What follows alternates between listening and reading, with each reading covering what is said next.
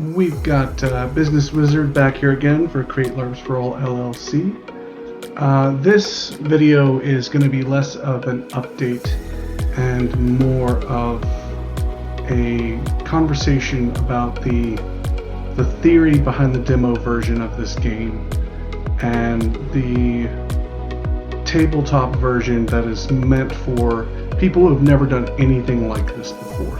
This is your intro game. The main game itself is scheduled around a 4-hour one-shot story where people show up and for the first 2 hours they're kind of role-playing, using the stacking skills to give people extra hit points, tools they can use, gear items, that sort of thing. Expecting new players to jump into roleplay if they've never done it before is a bit much, and what I learned from Stellar and what the other people gave me in feedback showed me that having something where they can just jump in and everything's ready for them and they can learn by playing, by moving the story along, by using the stacks, and then going, oh, if I want to do something cool I need the stacks, how do I get these? And then giving them the time to roleplay to get the stacks back is going to end up being the best way to do that. So I'm just going to go into a lot of the philosophy behind it for this one, and hopefully this is helpful and useful. If you have questions, please send them to me, and let's just get into it. So on the demo version of the game, in order to still teach a lot of the things that are going on, there's going to be 6 skills is the best way to do it. And for the demo versions that I'm running, you'll notice a theme, and this is something to stick to. We've had a lot of play testing and a lot of things going together. So the quick and dirty is you need a skill that makes gear items. You need a skill that helps stack for roleplay. You need a healing and a skill to get defeated players back in the game. And then you need a ranged weapon skill, a close quarters combat weapon skill, and something unique, something flavorful related to the style of game that you want to play. So these are the minimum skills I would put in the game, and you don't necessarily need 6 characters. You could do this game with as little as 2 players. If you had one pick their main skill and one of those top 3 skills, and one pick their main skill in combat, and then they can spread the other skills out to where they have all 6 skills between the 2 players, because everyone gets 3 skills. They get 1 at 10, 2 at 5. So you could run this game for as small as 2 players. You and one friend could play this game for the demo version. And for the bigger version, if you just want to get together with someone and practice playing this game, that's what we're building this for. This is not a huge epic game where you're going to have to sit down and do hours of building a character. Your character creation should be lightning quick as far as it goes for the skills. Naming and background I know is a struggle for a lot of people, but that is sort of the layout you'll need for the demo version of this game. Eventually, if someone wants a written version of how to create their own demo, that is a product we could put together, edit, get some nice visuals in there for you, get some example demos, the ones that we've made, and show you the structure behind it. If you're interested in that, send us an email. If you're interested in helping in any of this process, again, our team is about 9 people, but we're all also full-time workers. So if you feel like you have some time or volunteering going into this, again, let me get back to theory things for a moment. Another important part of the demo is to start with everyone fully stacked. Give them 10 things that can represent a token. This could be 10 dice, 10 fancy rocks, something they can play with, little marbles, crafting beads, 10 things they can have off to the side that represent stacks that they can use for the game. And you might want to have a module, you might want to have an idea of the story. But as a storyteller, you can also fully improv things if you want to. Just remember to at least have a beginning and an idea of how to end the story. You want it to roughly take less than 2 hours for the demo so that people can jump in, use their stacks to do things, figure out what they're doing, start having fun with it, and then it doesn't take that much time. They've had a cool story happen. Always try to wrap up the story as well.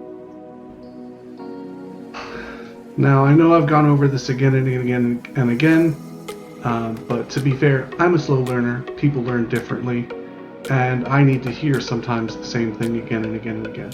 As a storyteller, your job is just to make sure everyone's having fun. If people are having fun in character talking back and forth, that's work you don't have to do, and they're engaging with the content. If they come up with a cool idea you didn't think of, your only job as the storyteller is to set a challenge. Now, for any amount of players, the math should not be that difficult. I'm going to go into it a little bit here. We may eventually have charts and things that will help you. And eventually, if we have an app, it will just be you click a button and something they can figure out. Anything that is a 20 or less, one player can do. You don't have to make it a skill challenge. Unless one player goes, hey, I'm just willing to use my 10 on this. Is this something I can do? Then maybe you could use less if you have a really small group. But I would just stick to, if it's 20 or less, you just say, hey, give me this amount of stacks to get to 20, and you can do it yourself. Now maybe they go, ooh, I don't want to burn that many stacks because I've been using some for combat or things. That is a discussion they can have with another player. And this is a social game more than it is a numbers game. The numbers are there to support the social activity, not to be used as a weapon against players. It's just to provide structure for the social interaction, which I know is going to be really hard for some of the math nerds like me. But again, you want to make it higher than 20. So the minimum for a skill challenge should be 25. Now, however many players you have will then make it to where how high you can make that difficulty or that check to pass it. And if they fail it, it's important as the storyteller, no second attempts. If they don't put enough skill checks in, they can't figure it out, and you just go, you need to come up with a new solution at that point. If they meet the target you set, let's say you had 6 players, the maximum's 120, you set it low because there's only a few players that seem interested, you set it 45.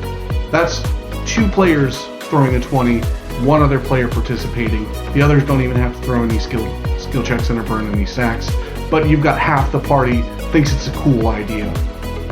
You give them close to what they asked for, as long as it doesn't completely derail your story. Or you give them something that helps advance the story.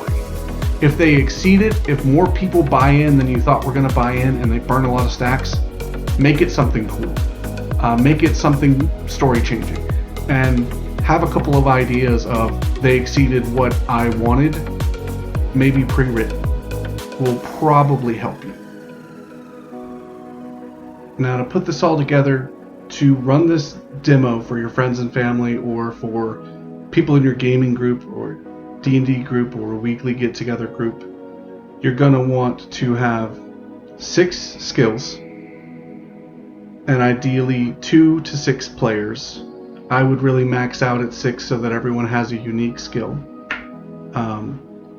Pre-make them, make sure every skill is done, or let them pick their 2 5s, but pick out the 10 for them. That way you have all the skills represented. And then something to represent the tokens, or something like a token tracker that you can get through Roll20 with a custom character sheet. And then you just keep it simple from there. Reference the rules, be flexible. This is a storytelling game, and I almost want this to be as easy for the storyteller to run as it is for the players to play. So any player can jump in once they learn how to do this and storytell, as long as the stories stay towards the side of the heroes are the good guys and there's something bad to be overcome, and then the heroes can overcome it. the way the math is built up, as long as you let people have time to build up their stacks, the players should generally win. And while everyone is learning, it's good to encourage that. Now, if they go, this is too easy, we want it to be more difficult, we have plenty of ways to ramp up the difficulty, and that can be really fun for the group that wants that. While people are learning, especially if you've got a bunch of cosplay people and people that just want to role play and have a cool story happen, stepping on them and making them feel like not heroes is a great way to really damage your game. And I think that'll do it for this one. Have yourself a wonderful week. The goal is for me to put something up as a full video every week. That's what I've been told. I'm not getting paid to do this. I'm going to try. So every Sunday you should see a new video drop. If that doesn't happen, make sure I'm okay. But keep being awesome. Catch you in the next one.